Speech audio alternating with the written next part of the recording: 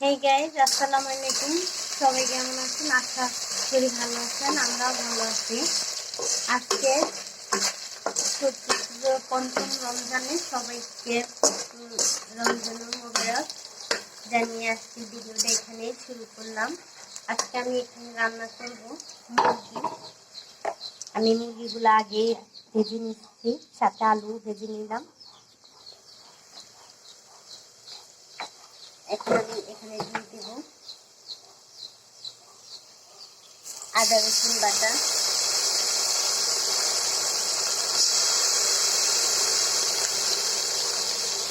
জিরা বাটা,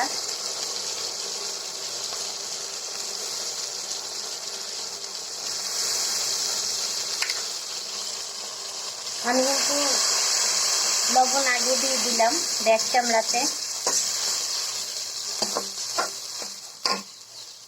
দারচিনি, এলাচি, লং দিলাম, সাথে তেজপাতা দিয়ে দিলাম। এখন আমি মশলাগুলো একটু ভেজে নেব।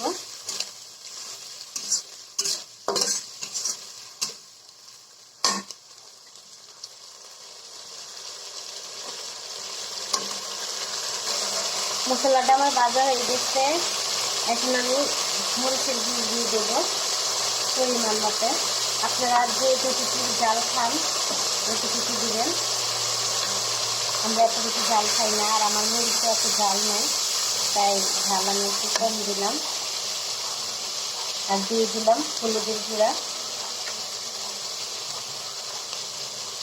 এখন দিয়ে দিব জিরা ধনিয়া গুঁড়া। এগুলোর সাথে আরও মিষ্টি জিরা, রাঁধুনি সব এখানে মিক্সার করা আছে। আর এখন অল্প পরিমাণে একটু পানি দিয়ে দিচ্ছি কষানোর জন্য।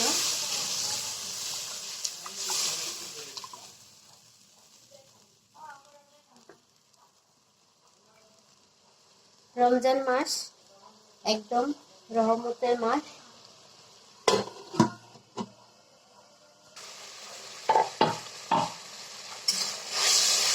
মশলাটা আমার প্রায় কষানো হয়ে গেছে।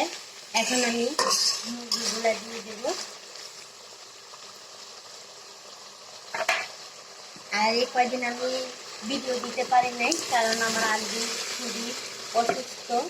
জ্বর, ঠান্ডা, কাশ, জ্বর যায় আসে, এই জন্য আমি ভিডিও দিতে পারি নাই।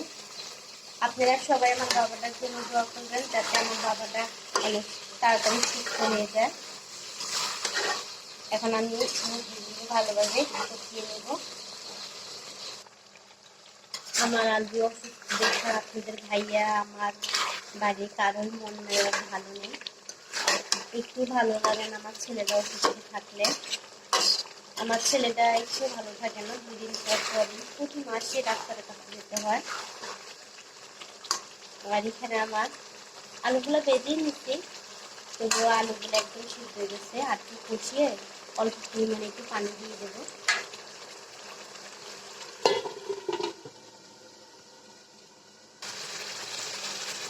দেখেন আমার মাংসগুলো একদম পছন্দ হয়ে গেছে। তেলগুলা দেখেন কিভাবে তৈরি করছি, তাহলে বুঝবেন একদম মাংস পারফেক্ট পছন্দ হয়ে গেছে। এখন আমি সামান্য পরিমাণ পানি দিয়ে দেব।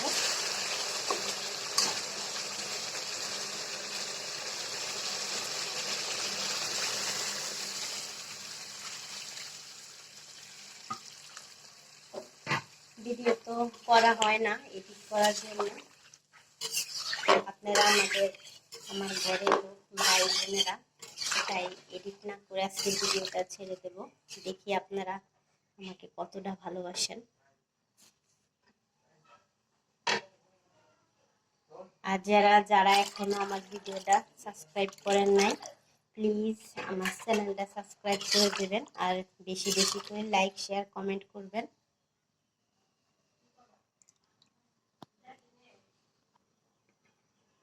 পানি দেওয়া শেষ, এখন আমি ঢাকনা দিয়ে ডেকে দিচ্ছি।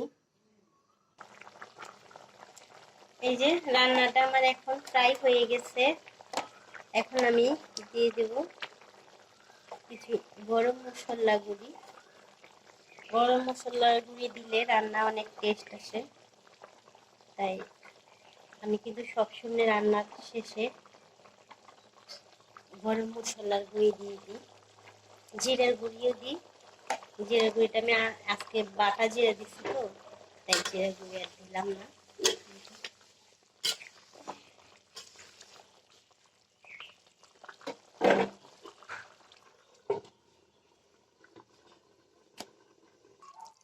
রান্না করা শেষ আমার ঝাল ঝাল আলু মুরগির ঝোল। দেখেন, এখানে দিয়ে নিলাম। আল্লাহ হাফেজ, আবার দেখা হবে পরের ভিডিওতে।